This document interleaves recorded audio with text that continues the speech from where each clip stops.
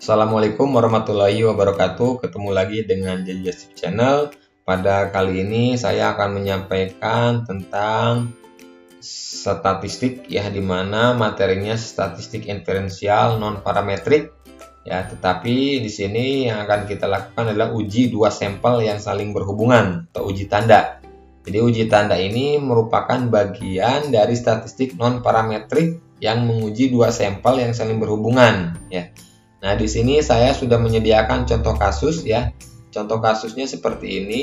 Ada seorang dosen statistik melakukan penelitian tentang apakah ada perbedaan antara nilai ujian seorang murid pada mata kuliah statistik ya sebelum ujian ia belajar sendiri atau dan jika ia belajar berkelompok. Untuk diadakan untuk itu diadakan dua kali ujian mata kuliah statistik. Pertama sebelum ujian murid belajar sendiri, dan yang kedua sebelum ujian para murid belajar berkelompok ya. Nah, jadi perumusan masalahnya itu apakah terdapat perbedaan nilai murid untuk mata kuliah statistik jika ia belajar sendiri dengan ia belajar berkelompok gitu ya. Jadi nanti dugaannya itu mungkin tidak ada perbedaan nilai murid untuk mata kuliah statistik jika ia belajar sendiri dengan belajar kelompok, atau ada perbedaan nilai murid untuk mata kuliah statistik jika ia belajar sendiri dengan belajar berkelompok ya. Nah, kita coba masukkan datanya. Jadi di sini sudah ada data nilai ketika dia mengerjakan ketika dia belajar sendiri sebelum ujian ya. Ini nilai 80, 50, 75, 65, 60 dan seterusnya ke bawah. Nah, kemudian kalau dia belajar kelompok dulu sebelum ujian, ini nilainya 90, 70, 80, 70 sampai ke bawah ya. Nah, kita masukkan ke SPSS ya. Jadi ini datanya dimasukkan dulu. Silakan di pause dulu video tutorialnya, kemudian masukkan datanya ya. Kemudian masukkan datanya. Nah, seperti apa? Nah, ini tampilannya. Jadi kita atur terlebih dahulu seperti biasa variabel view-nya ya. Di mana ada dua variabel, ini sendiri, kemudian variabel kedua kelompok. Jadi sendiri itu belajar sendiri, kelompok itu adalah belajar kelompok ya. Jadi di sini saya tekankan saya ulangi lagi. Jadi apakah ada perbedaan nilai ketika siswa itu sebelum ujian belajar sendiri atau belajar berkelompok gitu ya. Kita lihat perbedaannya. Kemudian setelah kita masukkan variabel ya seperti ini, variabel view untuk sendiri ada namanya sendiri, tipenya numerik, weightnya 8, desimal, belajar sendiri. Silahkan ini disesuaikan disesuaikan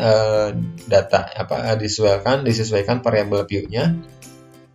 Setelah variabel view-nya diisi, kemudian kita masuk ke data view ya. Kita masukkan data view.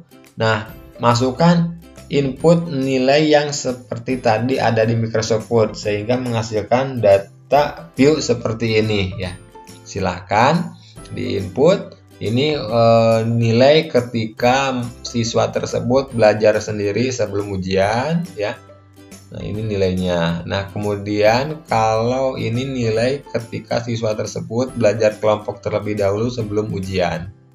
Kemudian setelah kita berhasil menginput data, berikutnya kita akan mengolah data ya. Caranya bagaimana? Kita pilih analysis, kemudian arahkan kepada non parametric test ya. Kita arahkan kepada non parametric test, kemudian legacy dialogs.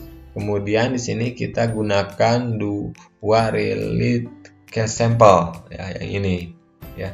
Yang ini kita klik, kemudian ini tadi saya udah coba, seharusnya posisinya seperti ini ya.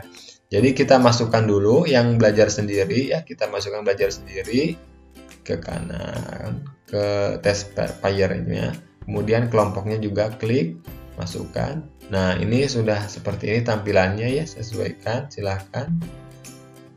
Nah, jadi di sini di variabel 1 itu belajar sendiri, di variabel 2 belajar kelompok ya. Nah, kemudian tes tipenya pilih sign ya. Pilih sign ini. Nah, kemudian kalau sudah pilih OK. Ya, pilih OK. Maka tampilan outputnya seperti ini ya. Tampilan outputnya seperti ini. Tadi perumusan masalahnya, apakah terdapat perbedaan nilai murid untuk mata kuliah statistik jika ia belajar sendiri dengan ia belajar berkelompok ya. Nah, hipotesisnya itu kan dugaannya mungkin yang pertama pilihannya adalah tidak ada perbedaan nilai murid untuk mata kuliah statistik jika ia belajar sendiri dengan ia belajar berkelompok. Tapi yang hipotesis kedua adalah ada perbedaan nilai murid untuk mata kuliah statistik jika ia belajar sendiri dengan ia belajar berkelompok. Nah, kalau kita melihat dari datanya ya, kan biasanya kita patokannya ke sig ya, ke sig yang ini ya. Nah, jika sig lebih besar dari 0,05 maka HO diterima atau hipotesis diterima.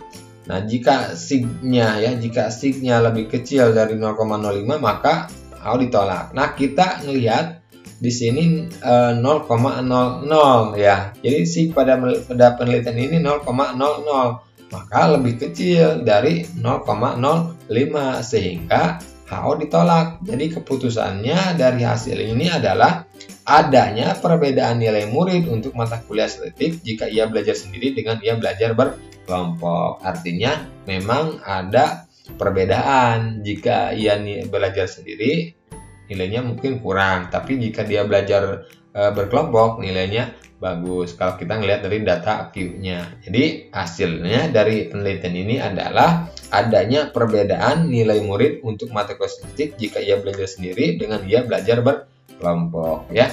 Nah, itu terkait dengan uji dua sampel yang saling berhubungan ya. Mudah-mudahan materi yang singkat ini memberikan manfaat bagi teman-teman semuanya. Mudah-mudahan mudah dipahami. Saya ucapkan terima kasih. Wassalamualaikum warahmatullahi wabarakatuh.